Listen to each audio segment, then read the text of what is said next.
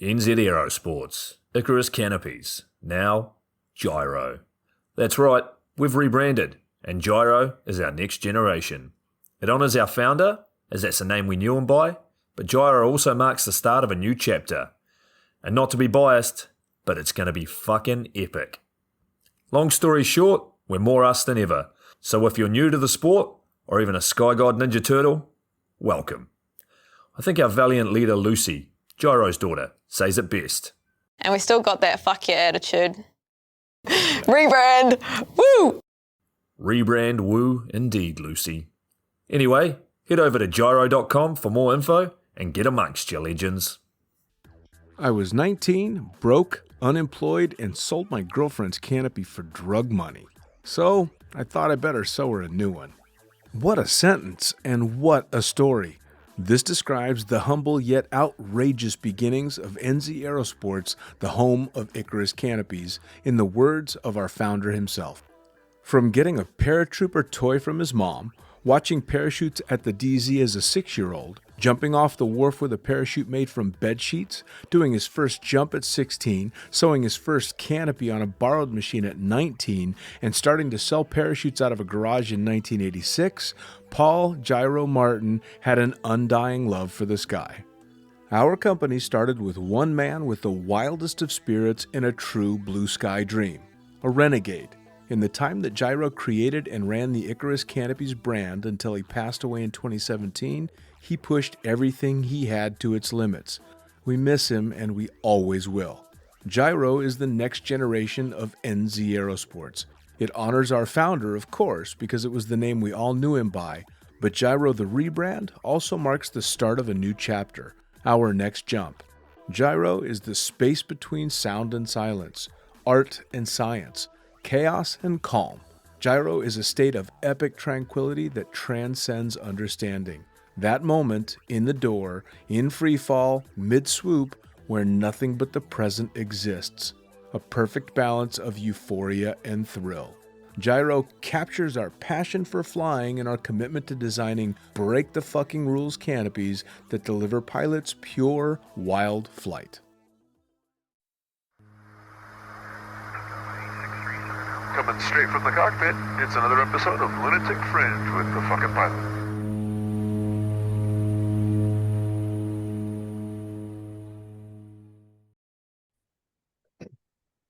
Ready, set, go! Back in the can for another edition of the Lunatic Fringe podcast, and a special treat, a fellow podcaster on the other end of the line. I not only get to talk skydiving, but about talking about skydiving. Who the hell are you, and what the fuck do you do? Hey, Dean. Thanks for having me. I'm James La Barrie, and what do? I own a marketing agency that does quite a bit of work in the skydiving world and other worlds beyond. So, that's the simple, quick answer. Nice. In what I'm doing these days. So you've got a toe dipped into the real world and into our world. Yeah. Yes, very much. Is it a weird balancing act? It's not. At the end of the day, we're trying to get the same results for our skydiving clients and clients outside of the sport. We need more site traffic. We need more leads. We need more sales. And so that's what we try to do. Whoever thought the world would be reduced down to clicks? Yeah, I know, it's sad. Oh man, luckily especially when you're approaching something like skydiving, at least we've got really cool stuff for people to click on, right? No doubt.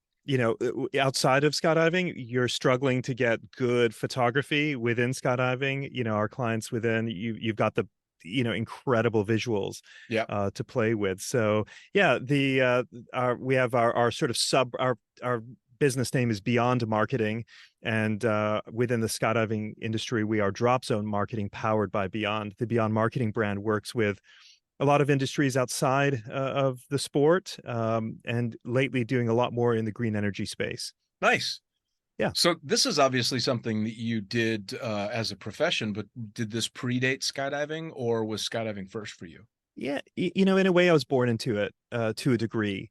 My mix of or approach to marketing is the marriage of good marketing, but word of mouth marketing, and being strategic about word of mouth, which means treating people well. I often look at marketing, or poor marketing is trying to target the brain, and great marketing is trying to get resonance in the heart. Sure. So I was raised in the Caribbean. My father is born and raised in Antigua. Okay. My mother is British, and you know, I was born in London, left when I was about 6 months old, raised in the Caribbean on a hotel. So Really? my parents ran a hotel and a four-star French restaurant. And Wow. so what I observed is, uh, in a tiny country that's 12 miles long and 9 miles wide, with essentially one industry, which is tourism, that if you're going to get ahead when you've got 100 competitors on an island that's that small, to gain business, it's got to be a little bit more than advertising. And as it turns out, it's how you treat people. Sure. So it's sort of how it's sort of at the base or the foundation of what we do with our clients is, yeah, we do websites, and yeah, we do SEO and all those things. But that little something extra is, let's think about every touch point that your customers are doing, whatever your business, and think about how do we exceed expectations. Mm. And so that was really my whole life growing up in Antigua, is how do we make people, like, how it's really down to details. How do we pay attention to the details and think about the emotional aspect of people? And that's really what helped me so much in running a drop zone. So I ran a drop zone for 10 years, Skydive Carolina, just south of Charlotte, and grew that drop zone 20 to 30% year over year. I also owned the video concession while I was there for 6 years, I think it was. But the bottom line was, I knew I needed more business. Mm. It was slow going. And when I started there, I think it was beginning of 2003, right after El Nino of 02. And it was just like, it decimated the drop zone in 02 with just weather every weekend.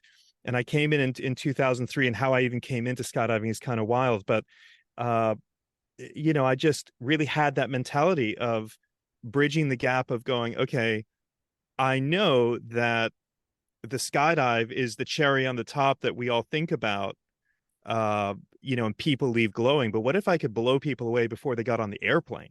Sure. In terms of our attention to detail. So yeah, I'm not even sure how I got there. The long and short is, me being raised in a tourism focused country really influenced how I do business, either as a drop zone manager, business owner, that type of thing. Well, and something with like skydiving, where the general public isn't just looking for a fun place to go, they're looking for that attention to detail because they know that they're putting their lives in someone else's hands. You kind of want to go to some place that's got their shit together. 100%. I like to think of it. I like to think of it as what we need more of is empathy. Sure. And I often, for those that are listening, I just took off my glasses, and I'm putting my glasses on now, thinking of how I was the first time when I went to a drop zone, and I was scared, Yeah. super nervous, and I think about just my heart beating out of my chest, just driving past the road sign out at the front before going into the parking lot, and that's where sort of we need to take ourselves as drop zone operators is, when we look through the lens of that place, that drop zone where we are there every single day, we are completely disconnected of how we were when we arrived there for the very first time. Sure. And it's so important to think back to that very first time. Oh, yeah. And then with that empathy going, okay, this is kind of what we should try to do. What emotional state are they in?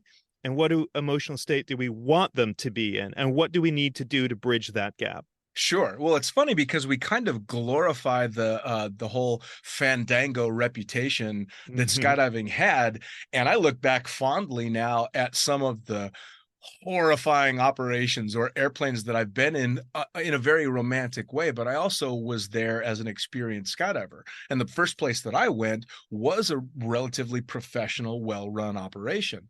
So I didn't have to, walk into the hangar with the guy that looked like he had been up for 3 days. And granted, I'd climbed into a duct tape 206, but that was after the fact, right? So looking back now, had I been a first-time student walking into a place like that, I don't know that I would have been too cool with making that first jump. It's we find ourselves in an interesting period, right? Because old school jumpers miss that. It was there was no fluff. It was real. The experience was real. That bonfire experience is what brings the community together. And now we're in this world of everything costs so much. If you want to be a turbine DZ and the associated costs with that, like, hey, all the charming aspects of skydiving, we need to graduate from a little bit if we're wanting to maintain this type of aircraft and maintain the students coming in that are raving when benchmarked against other things, whether it be the Richard Petty driving experience or the various driving experiences out there or whatever. It's all top notch. Sure. So it's interesting to watch the identity of skydiving change for good or for bad, depending on who you are. As we evolve into what is now a very expensive business. Oh yeah. I mean, when I started, you were able to piecemeal together a jumpsuit and altimeter and even a complete rig at a relatively reasonable price. I mean, if you told somebody that you had to spend $2,500 to be able to go out and be a skydiver with all the equipment that you'd need, they might go, ooh, but they wouldn't think that's ridiculous. And now to do the same thing with new equipment, you have to practically take out a fucking car loan. I mean, knowing that I could, to have the equipment that I've become accustomed to jumping for 28 years, spend $10,000 on a new rig is absolutely mind-blowing. Don't get me wrong, it's incredible equipment, but holy shit, man, it's changed, and along with it, the entire sport. We went from the dirtbag era when I started, where the dirtier the jumpsuit and the more torn up your rig, clearly the more badass skydiver you must be, to now looking like you're getting ready to climb into an F1 car, to go out and make a fun jump. And I like it, don't get me wrong, but it also is a dramatic departure from what I remember. Yes, no doubt about it. As you were just saying that, I was thinking about a mutual friend of ours and Doug Smith at CSC. I don't know if he's still doing it, but he was, where you could finance, like using Klarna or Affirm or one of those things to pay for your tandem or to pay for this or that. Like, it's just a different world. And I certainly appreciate his creativity to try and make sure that there's no friction in getting in there. Speaking of CSC, he had a lot of great things that he had either been thinking of or started when I was working with him back in the day, one of which was the Pro Pass, which was an incredible idea for people looking to try and gain experience over a season and really crank up jump numbers, or, just those super motivated folks. And he would sell a bulk rate ticket that, like, you put down this much money and you get on every single load that you can. And I thought that was just an amazing thing. He's done quite a few things that are like that.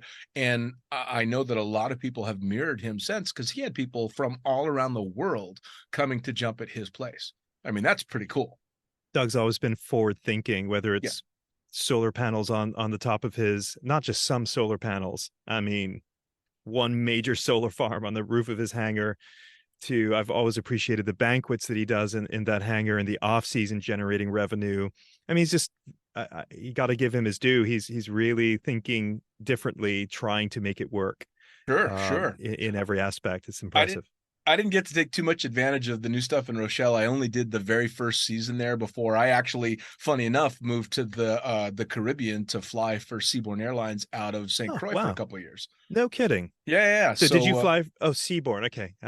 So I was thinking Win Air. No, I went from flying the Twin Otter for Doug to flying a Twin Otter for Seabourn in between San Juan and St. Thomas, and we did a bit of the BVIs and but not too far down island. That is really fun flying, I have to believe. It was and it wasn't, because we were the only airline that was flying VFR flight plans. Literally the only 121 airline in the world that was doing it. But that didn't mean we didn't fly through the shit. And I'll never forget, a previous jump pilot actually was my captain, and I was flying the leg 1,500 feet off the water at night in a storm on a VFR flight plan with him going, yeah, just follow the line. It'll be fine. Those island boys, fuck me, man. They got some balls. Yeah, it's still wild out there. Growing up, uh, growing up, we didn't really have any orthodontists in Antigua, and I had terrible buck teeth, and we would fly to Puerto Rico almost monthly for 3 years for me to see an orthodontist. Wow. And the way that we would go there is on a twin otter on an airline called LIAT. Yeah. Which was Leeward Islands Air Transport. And we would have to puddle jump one island to the next. And I always remember, even being young, being, frightened flying into the island of Dominica, because you are literally flying through rainforest and just, mountains. And what's wild about that region too is the topography from one island, even though all the islands are so close, are so different. Yeah. That it's just, everything is a little bit different, with the environments there. But yeah, we used to puddle jump 3, 4, 5 islands. We'd leave at 5 a.m, and by late morning we'd finally land in Puerto Rico to go on this orthodontic adventure and come right back the very same afternoon. That's crazy, right? It was pretty crazy. It was kind of funny because that was my first departure from skydiving after many, many years of being a jumper and then a jump pilot. And I decided, like a lot of us do, maybe I should at least try and check off the box to the real world and go be a, quote, real pilot. And I did 2 years in that airline, which was as far from an airline as you could imagine. But I remember thinking, about halfway through my time there, that the locals, the Cruisians that would fly for work to and from St. Thomas every single work day, were like skydivers. They didn't even think twice about the shit we'd be flying through. We'd literally be going through weather that had my hair standing on end, and I'm in the cockpit and there's Cruisians in the back passed out sound asleep. Like, whatever, we do this shit all the time. And it was like hardened jumpers, old school jumpers, that's just how you get around. Yeah. It's that or half a day, 20 minutes flight or half a day on a boat. Yeah. It is wild. There's a bit of a gap right now. We need another airline to come in that area. It's hard to move around the Caribbean right now, since LIAT basically is defunct and Seabourn has limited operations, I think. Yeah, they got rid of their twin otter fleet because they went to a different aircraft, and all the salty old dogs that had been out there forever pissed off because, they became a legitimate airline, and that wasn't fun anymore. Funny so, how that is. Speaking of, you said that your entrance into skydiving is a bit of a story. So how did that happen? Yeah. So what brought me to America really was I had an early penchant or talent for golf, and I had this desire to see where I could take that. And I ended up coming to high school living with the one American in my family who lived in South Carolina, and lived with them for 3 years, playing golf and almost sort of being on a junior golf tour, traveling all over the place. Got a scholarship to a school in Charlotte, North Carolina, played 4 years of college golf, and then after that became a golf pro at a local club. Not good enough to be playing on the PGA Tour or even mini tours, as I quickly realized, as that's a whole nother level. But as a club pro, I was often giving lessons, and our driving range had lights. And it was about 8:30, 9 o'clock. I mean, I remember this so vividly. This is around 2000. And I remember seeing this old, I think it was a Chevy Astro van. And on the side of it, parked in the clubhouse, at the golf club, said Skydive Carolina Parachute Center, with this really old school logo. And I remembered I had a childhood friend from Antigua who had done a tandem in Australia. And I was like, man, I am so scared of this, but I know her. If she can do it, I can do it. And I left my business card on the front windshield of this old beat up Astro van, which still is driving around that drop zone today, and just said, hey, I'm interested. Would you leave a brochure in the pro shop? And when I came back in from a lesson, there was a brochure and also a note saying, hey, I'm actually really interested in golf lessons. I've been struggling at golf for 19 years. And that moment, I mean, if on my podcast, I like to talk about crossroads moments. That me placing the business card on the windshield was the crossroads moment for me, because had I not done that action, I'm not sure where my life is today. So fast forward, I make a tandem skydive with my friend Danny Smith, who's now my golf student. And I just, like everybody, I landed from that jump and I was like, I have got to do this again. And Danny was happy. The DZO of Skydive Carolina, Danny Smith, has been the DZO there for over, I think, 35, 6, 7 years ish. So he's been, it's been going since 1986. He was very happy with, our cadence of teaching. And on our third playing lesson, he got a hole-in-one. And that sort of just sealed it. Now, pure luck, he gives me more credit than I should get. But suddenly we had a relationship. And through the course of 3 years, we had a barter trade. I That's was awesome. teaching him golf, and he was allowing me to come down to the DZ and jump for as much as I wanted. Wow. So I went through AFF, and then, as a licensed skydiver, was just down there as much as I could when I wasn't at the golf club. And then it became very political at my golf club, and I was on a work visa, I can't remember. I think it was whatever the work visa was, Sure. and H-1B is what it was. And I was tied to the golf club, and through some politics and drama, I became so fed up there that I decided that I would leave. But it was pretty scary, because certainly then golf pros were a dime a dozen. Would someone pick up my my visa? Because there is some financial aspects that the club would need to pick up. So I go down to the PGA trade show down in Orlando, and I take Danny with me because he's such a golf junkie. And this trade show is enormous. I mean, anything and everything that has anything to do with golf is there. And I took so many interviews, interview after interview after interview, and I got nothing. Nobody wanted to talk to me. I was just too much trouble with my paperwork and baggage. Sure. And, I'm dejected. I'm certain that I'm going to have to go back to Antigua, which is not the worst thing, but it means a life, probably going to be on a boat as a tour guide or running, a tourism operated business. Not the worst thing, but it's not what I wanted to do. Sure.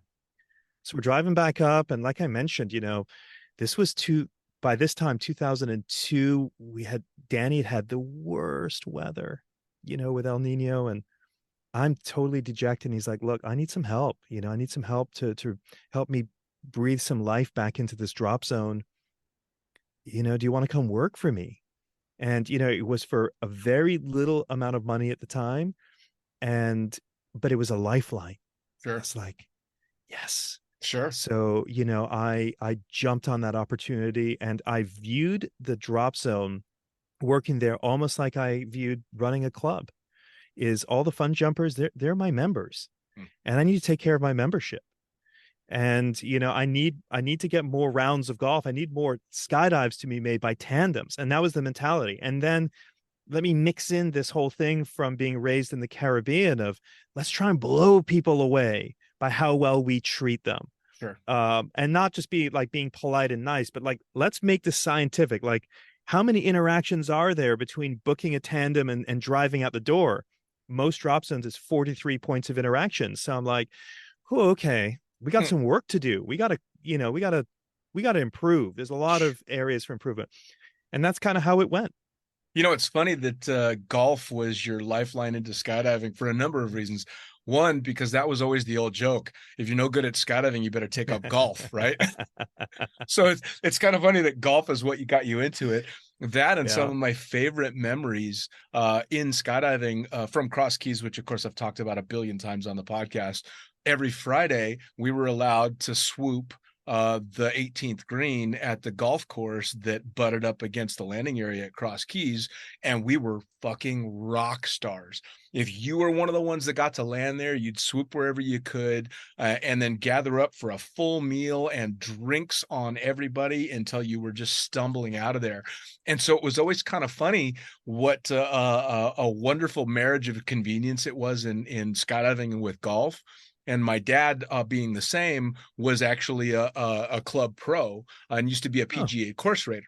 So I've had the opportunity to carry his clubs around Spyglass when he was doing his course rating, because he needs to rate, Spyglass, for fuck's sake. And for anybody that doesn't know Spyglass, look it up online.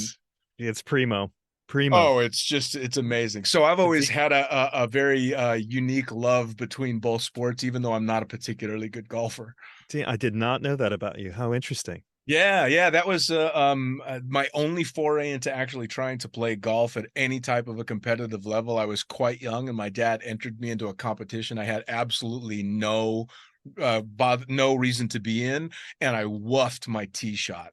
Announced the name, announced the club I represent, and fucking just missed it completely. So because I was so worked up, and oh man, yeah. I mean, golf is a whole different kind of beast.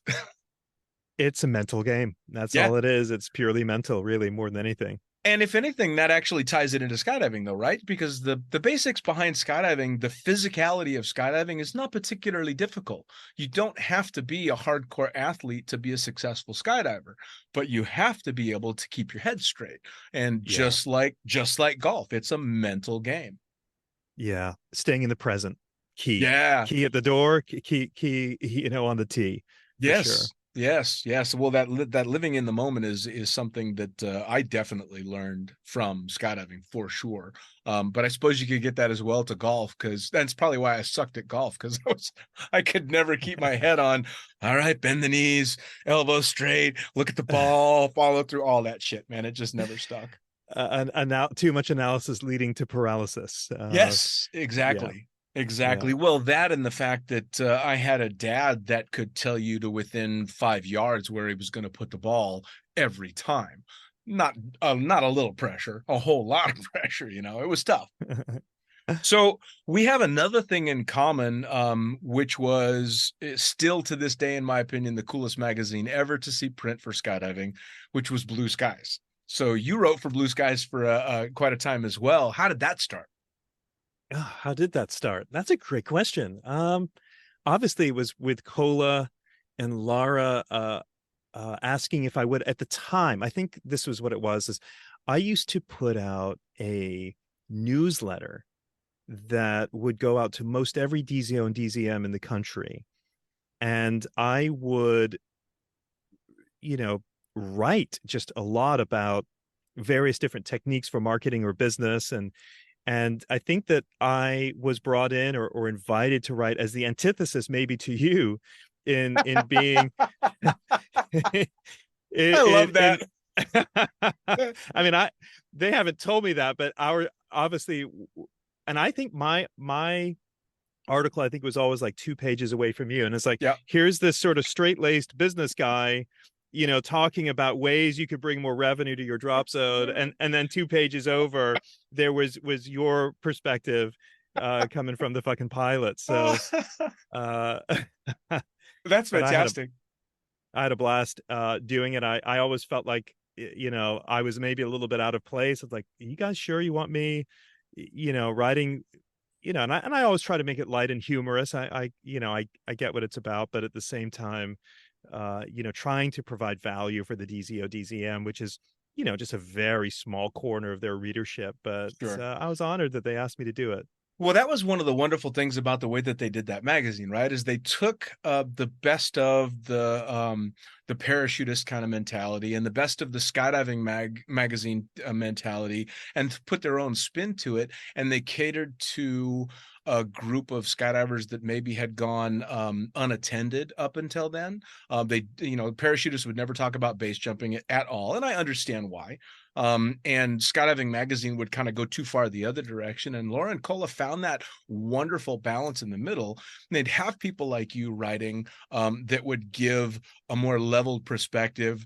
And then they'd have me getting hate mail for the magazine every once in a while because I maybe crossed the line here and there. But it was just a lot of fun. Like, you got your magazine, and even though I wrote for them for 10 years, every time I got the magazine, I was excited to flip through it and read through it and see the amazing imagery and all that stuff. And I mean, it was kind of funny, and you'll know this as well. You'd pick up that magazine, and I forget how long they did the breast cancer awareness thing, and you'd open up a skydiving magazine owned and managed by two women, and the first thing you'd see is boobs. I mean, and then Cola would be stoking the fire going, talk more shit, say more about boobs. To their credit, they knew their audience. Yep. And the different types of people within our audience, and they catered to all those different types of people with, folks like me, folks like you. Absolutely. I miss that. That was, I remember too, when it came out, it was, I think it was shortly after Skydiving Magazine ended, and there was a gap. It's like we were missing the voice of the skydiver, and they were the voice of the skydiver through all their various different writers. It was really fresh. I'm sorry that it's not around anymore. Yeah, it was so much fun. And I mean, it definitely had its time, I guess. For as bummed as I am that I don't get to write for them anymore, it's also become a pretty politically charged world in which the fucking pilots articles probably don't sit so well. Like, I would have had to change a lot of the joking stuff that I wrote about, which I would not have wanted to do. I mean, all things in their time. And when I published the Lunatic Fringe book, and I was not only compiling it for the actual print version, but reading it for the audiobook, I was flinching. I'm like, oh my God, I can't believe that I wrote this shit and that someone printed it. It was hilarious. And my favorite thing that Laura ever did was I had put out an article that really made a reader angry, so much so that she wrote like a 3-page essay on all the different reasons that she hated me. And Laura, wanting to make sure everybody's voice was heard, printed it. Published it. Yeah, I remember that. And I loved that she did that because, first off, I thought, my warped sense of humor, I thought it was absolutely hilarious that someone took the fucking pilot seriously. But I also really appreciated the fact that Laura, even being pretty on my side for most things, was like, nah, she's got some points. I'm going to print this shit. And it was great because it really showed that, hey, no, we're not a magazine that's going to shove anything down your throat. We'll absolutely hear all sides of it, which was great. Yeah, they were awesome. Yeah, they were awesome. Yeah. Well, that was a good time. Well, and we talked before, both of them have been grinding it out in the sport for a long time, and Cola is still going strong, and she's been a rock star, a behind the scenes rock star in skydiving for as long as I've known her, which is since 2003. I think a lot of jumpers today, because of how many jumpers come in and they're in the sport hard for 4 to 5 years, and then there's an exit. And with that turnover, sometimes you miss some of the influential people. And Cola is one of those, certainly Laura as well with the magazine. But as I mentioned to you, I remember being at Rantoul in the early 2000s for the Free Fall Convention. And I remember meeting Cola then. And to me, I was a young in the business, and I was trying to put together a boogie, and I wanted to get Performance Designs to come. And the concept of that boogie was Family of Freaks. So we were going to pull together the Pink Mafia, the Muff Brothers, the Rodriguez Brothers, the all the Misfit Club fraternity sororities all into one boogie. And here I am bebopping along, just young little thing coming up to Cola, sort of, I hope you'll talk to me. Will you talk to me? I have this idea. And she gave me the time. And, long and short, we ended up putting on that boogie for a few years, and that was a blast, and had such support from Cola. So I always remember her giving me time, because she, I remember the PD tent at or free fall convention was, just slamming like crazy. And what, just to pivot even off of that, somebody that I had such respect for and is no longer with us is Pack and Kathy. I remember seeing Pack and Kathy packing just, uh, you know, tons of rigs, literally with a kid on her back. I don't remember which kid it was, of her kids then, but just going, wow, that lady is so hardworking. She is so hard. And to her dying day, one of the hardest working people I'd met in the sport. I'll tell you what, you kind of, I did not realize that Kathy had passed. I hadn't heard. When did she Yeah. pass? I want to say roughly 2 years ago ish. Wow. In I believe it was a plane crash. No kidding. She had flown in to, I want to be careful because I don't want to get the details wrong, but if I'm not mistaken, she flew out from a meeting, and I believe her Cessna crashed. I don't know the details of why or what. Oh, that's a shame. Yeah, I actually yeah. I went down for a gig, funny enough, for Doug. I flew his Pac 750 down to her operation in Florida, just next to the Georgia line, and was training her. And I'm not sure if it was her boyfriend, her husband. I don't remember. But he was an airline pilot, and I was supposed to train him in the Pac 750 to fly jumpers there. And like a number of airline pilots that I've met before, the concept of flying jumpers was a bit alien. And after a long weekend of trying to work with him, I messaged Doug saying, I can't sign him off in your plane. You're going to have to sign him off. I won't do it. And any other DZO would be pretty pissed off at the training pilot that was bailing on her because I had to go back and fly for Doug for a long weekend. But Kathy gave me a big hug and went, okay, well, we'll see if we can get Doug down to sign him off. She's a complete sweetheart. And I remember being pretty guilty because I actually left quite late to go and fly the operations, and Doug took my place.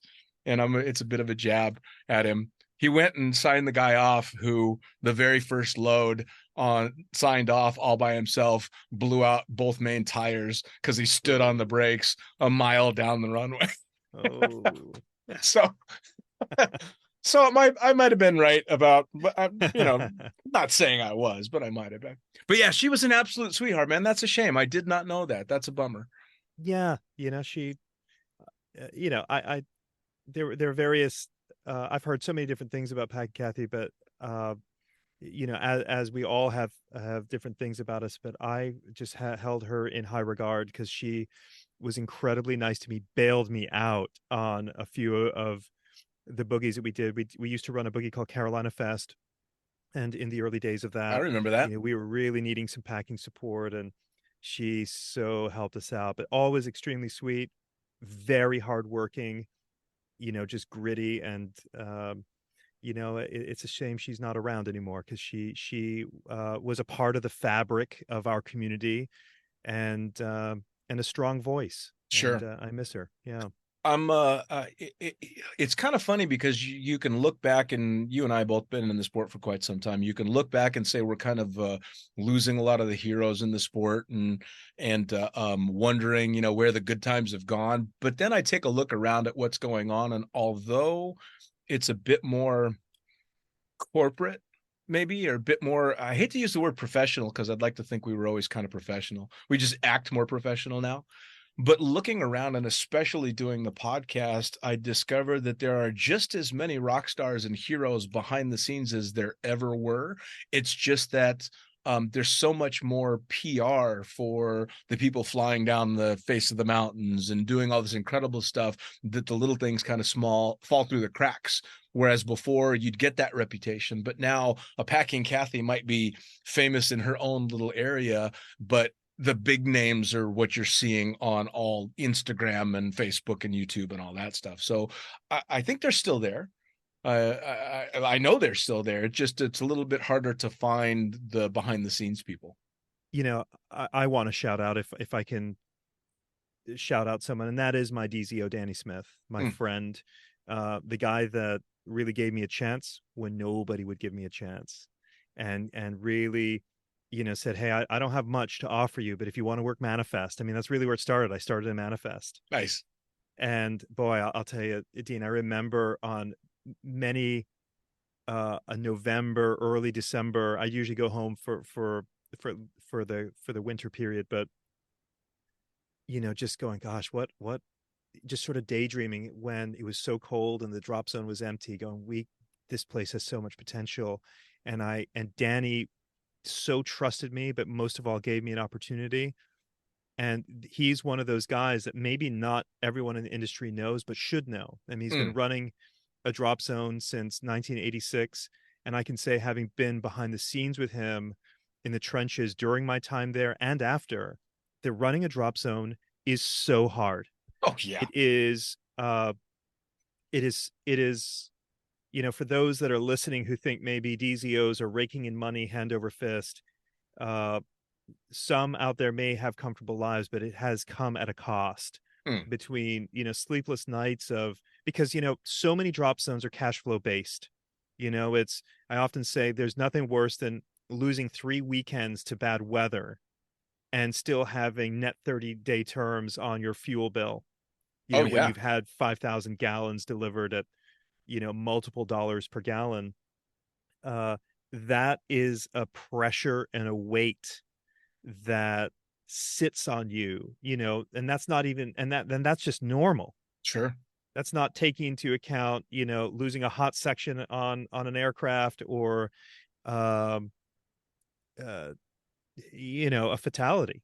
And, having the world scrutinize your drop zone. So, oh man, it's not for the faint of heart. And I just want to give big credit and thanks to Danny Smith, because he's done so much for me and countless skydivers. Sure. And and he's one of those guys maybe behind the scenes that I'm just so grateful for. Well, and the thing too with the DZOs is that even when everything is running smoothly and the business side of things are running smoothly, they still have to deal with us.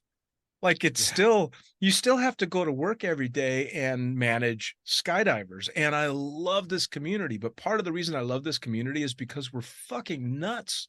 Like people that work full-time in skydiving, each one of them, you have to learn to navigate their personality and navigate their motivations in order to get the most out of them.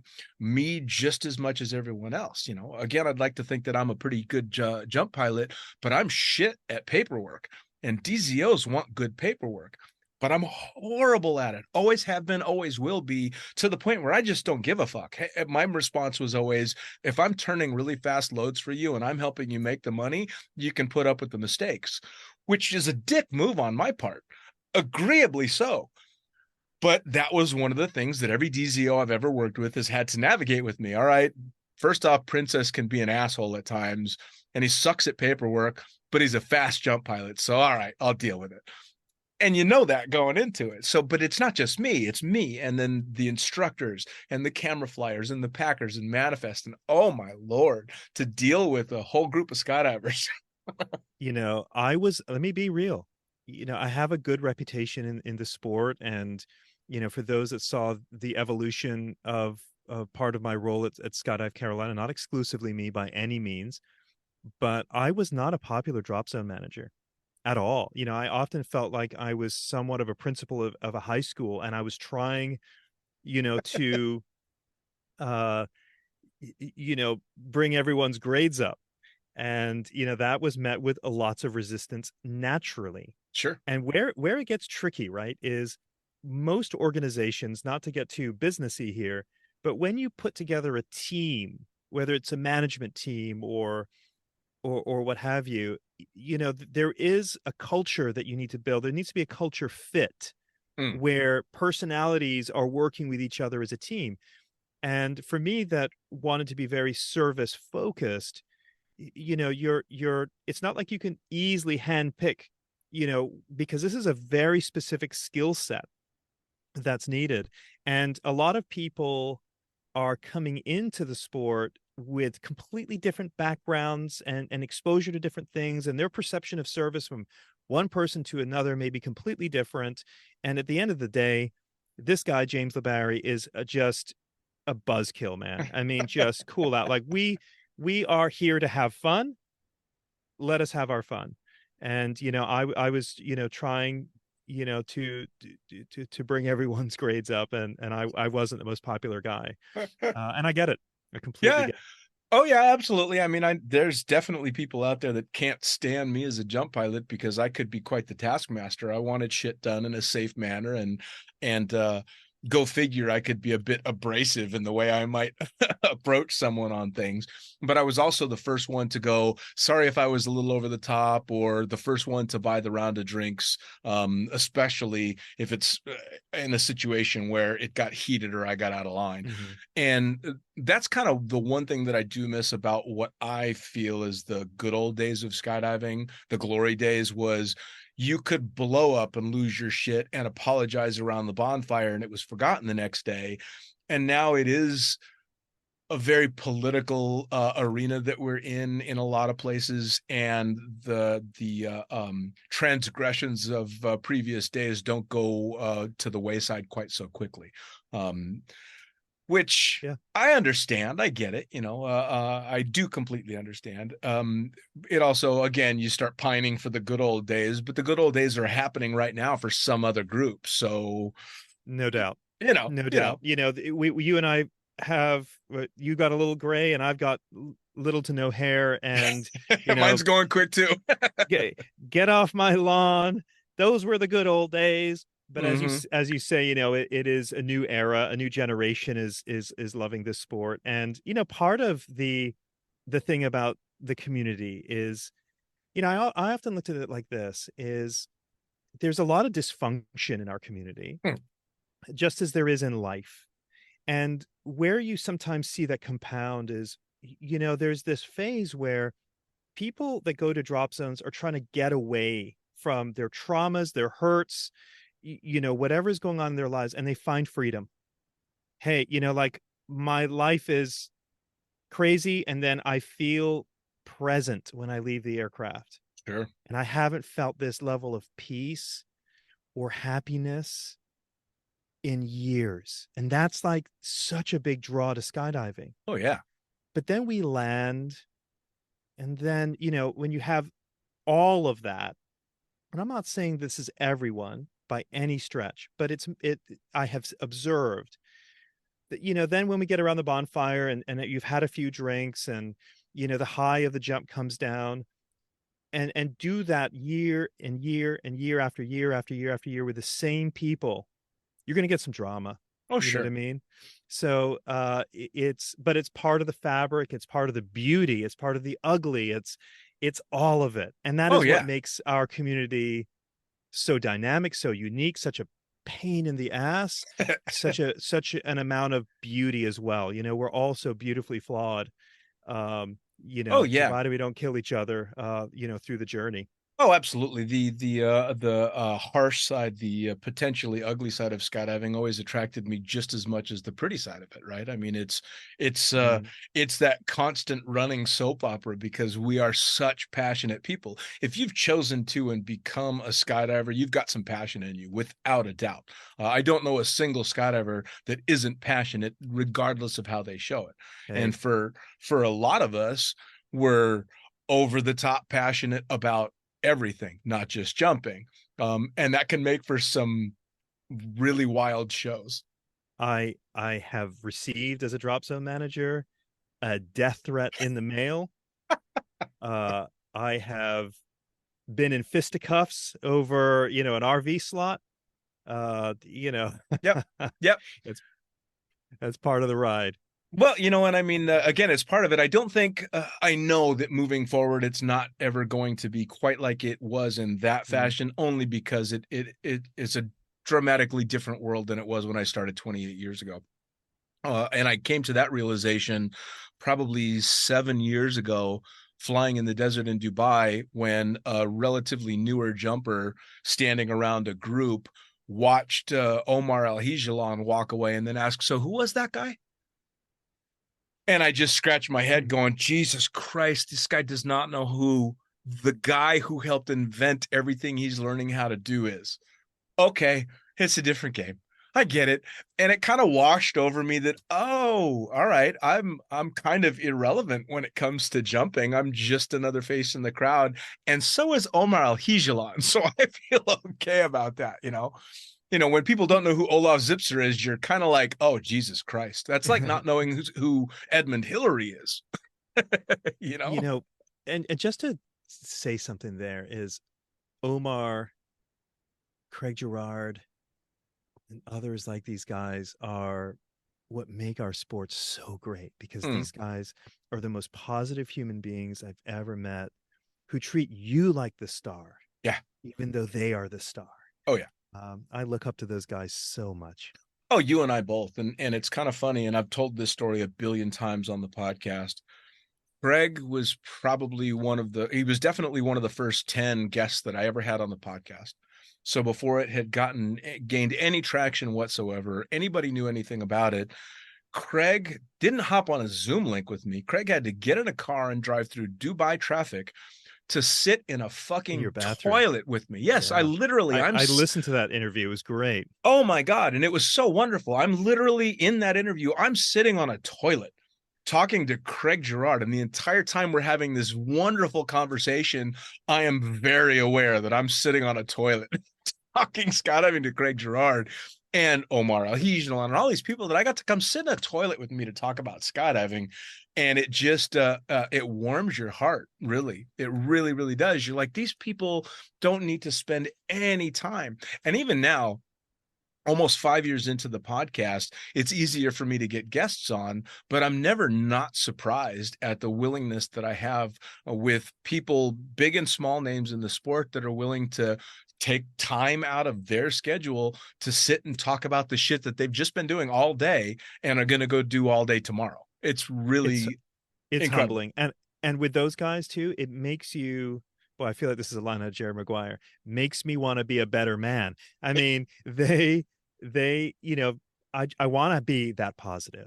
Yeah. And I want to lift up people the way that they do, and have their humility as they go about doing big things. Like, hey, I'm the most decorated skydiver probably in history, and I'm sitting in a bathroom with Dean, yep, you know, having fought Dubai traffic. I mean, you know, not everyone does that. No, well, and the great thing about it is I guarantee that never crossed Craig's mind. He never thought, I can't believe I'm going to go sit in a bathroom and talk to some no-name about all the incredible stuff that I've done. He literally just thought, I'm going to go have a cool conversation with a guy I know.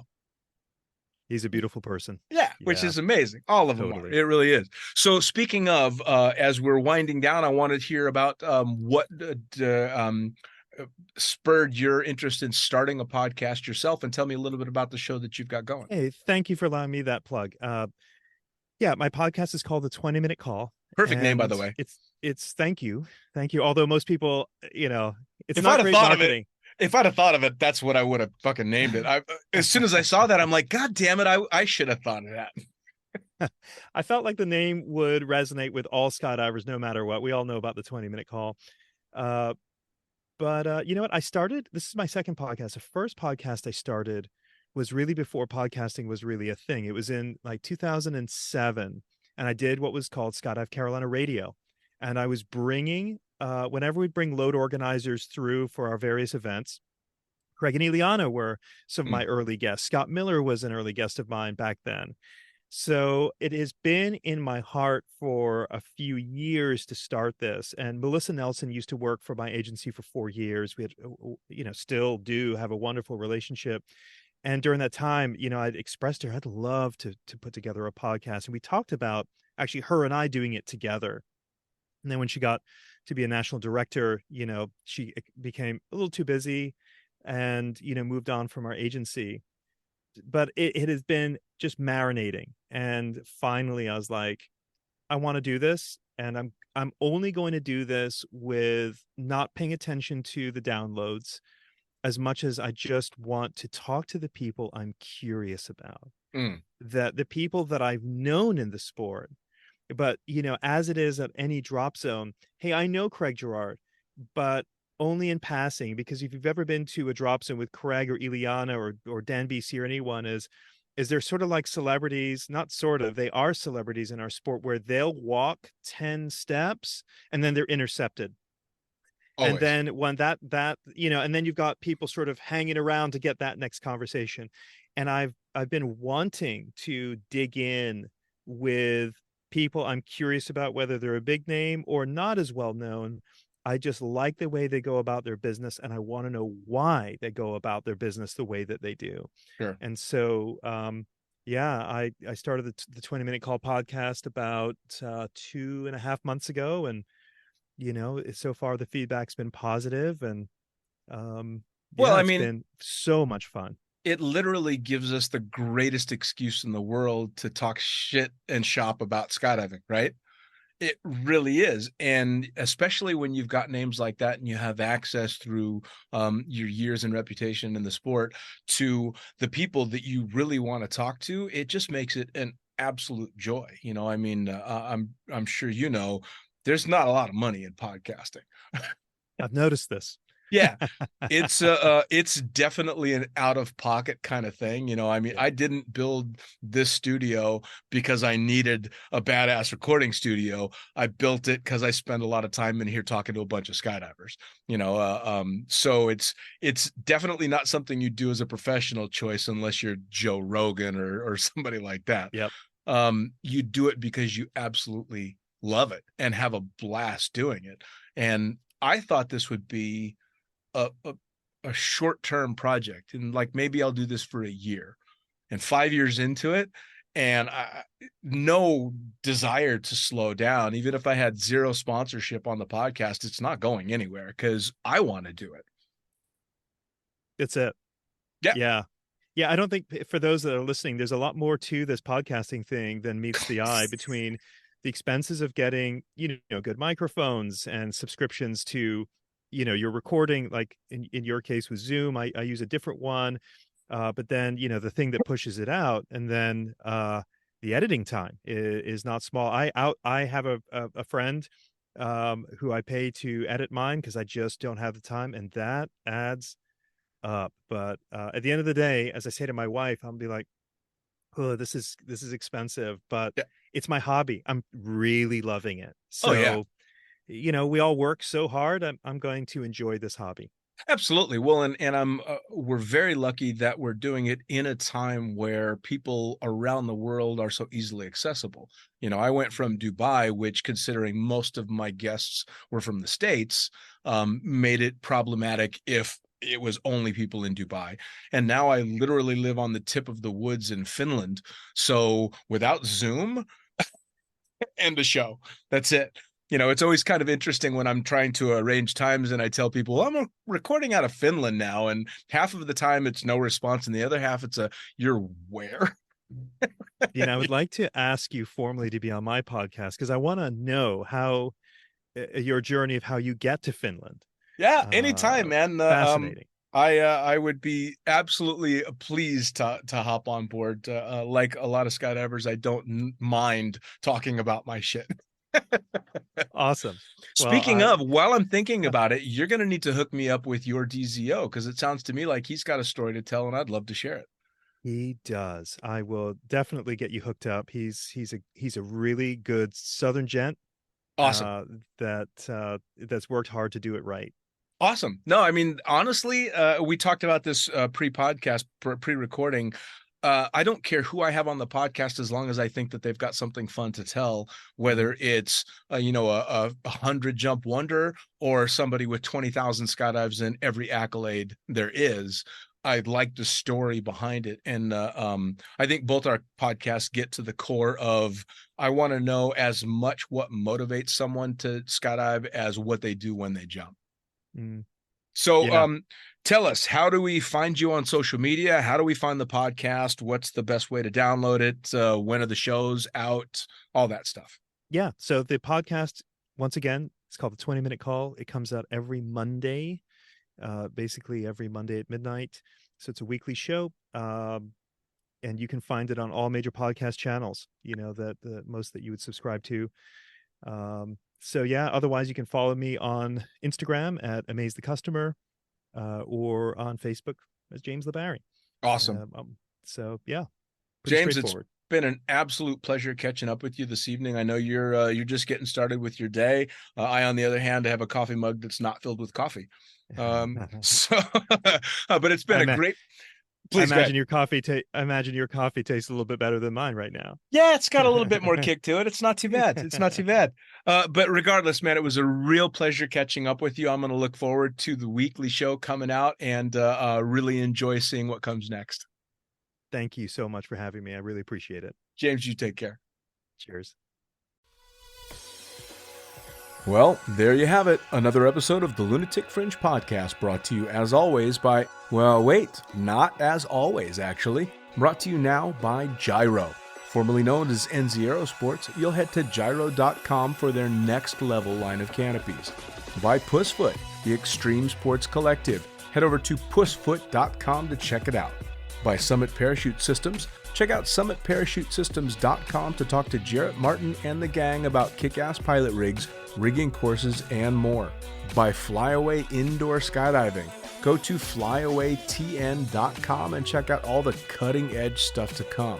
By Pure Spectrum CBD, head to purespectrumcbd.com to check out their wide range of CBD products. And as for us, head to the lunaticfringepodcast.com to listen to any of the hundreds of episodes currently available, hit the link for our YouTube channel, pick up your copy of the Lunatic Fringe book or The Accidental Stripper, and get a sneak peek at upcoming guests. Once again, thanks for listening, and we'll see you next time.